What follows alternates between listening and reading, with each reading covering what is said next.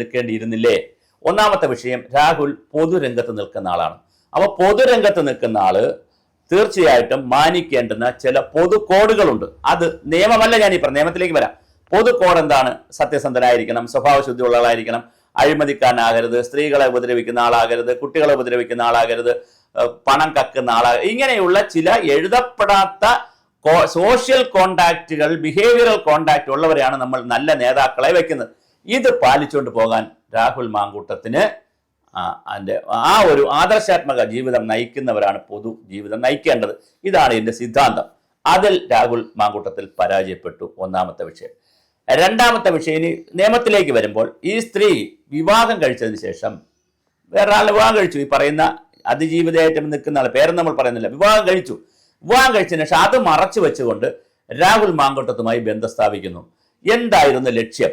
ഒന്ന് ട്രാപ്പിംഗ് ആണോ, അതോ പണമാണോ, അതോ രാഹുൽ മാങ്കൂട്ടത്തിനെ പോലെ അദ്ദേഹം കാണാനൊക്കെ ഒരു കരിസ്മാറ്റിക് ലീഡറല്ലേ, അങ്ങനെ ഒരു ലീഡറുമായി ഒരു ദിവസമോ 2 ദിവസമോ അല്ലെങ്കിൽ കുറച്ച് ദിവസമോ ശാരീരികമായിട്ടുള്ള ബന്ധപ്പെടലിന് വേണ്ടിയിട്ടുള്ള ഒരു ആഗ്രഹമാണോ? എന്താണ് വനിതയുടെ മോട്ടിവേഷൻ? അവർ കല്യാണം കഴിക്കാനാണെങ്കിൽ എളുപ്പമല്ല. അവർക്കറിയാം അവർ കല്യാണം കഴിച്ചിട്ടുണ്ട്, അത് ഡൈവോഴ്സ് ചെയ്യാതെ ഇവിടെ ഒരു കല്യാണം നടത്തുക ഹിന്ദു ആക്ട് അനുസരിച്ച് എളുപ്പമല്ല, മാരേജ് ആക്ട് അനുസരിച്ച് എളുപ്പമല്ല. അപ്പൊ കല്യാണമല്ല ലക്ഷ്യം. പിന്നെ ലക്ഷ്യം എന്താണ്? പണമാണോ? ഒന്നാമത്തെ കാര്യം. പണമാണെങ്കിൽ പണം ചോദിച്ചോ. രണ്ടാമത് ലൈംഗികമായിട്ടുള്ള ഒരു സുഖമാണോ? ഒരു പുരുഷന് സ്ത്രീയോട് തോന്നാവുന്ന, സ്ത്രീക്ക് പുരുഷനോട് തോന്നാവുന്ന ഒരു ബന്ധമാണോ? അതല്ലെങ്കിൽ ഒരു തമാശയാണോ? ഇങ്ങനെ ഒന്ന് ട്രാപ്പ് ചെയ്യാം. ട്രാപ്പ് ചെയ്തതിനു ശേഷം പിന്നെ നമുക്ക് ആവശ്യങ്ങൾക്ക് എല്ലാം ഉപയോഗിക്കാം. പണം വേണമെങ്കിൽ പണം ചോദിക്കാം. മറ്റൊരാൾ ഇയാളെ ഈ കാര്യങ്ങൾ എടുത്തു വെച്ച്, വാട്സപ്പ് ചാറ്റും ഫോണിനൊക്കെ എടുത്തു വെച്ച് കഴിഞ്ഞാൽ മറ്റൊരാളിന് കൊടുത്തുകൊണ്ട് നമുക്ക് പണം ഉണ്ടാക്കാം, പ്രശസ്തി ഉണ്ടാക്കാം. ഇങ്ങനെയുള്ള ഒരു വല്ലാത്ത വികാരത്തിലാണോ ഈ അതിജീവിത ഇതൊക്കെ ചെയ്തത്? അതൊരു പ്രധാനപ്പെട്ട കേസ്. ഉഭയകക്ഷി സമ്മതപ്രകാരമല്ലേ ഇത് നടക്കൂ എന്നുള്ളതാണ്.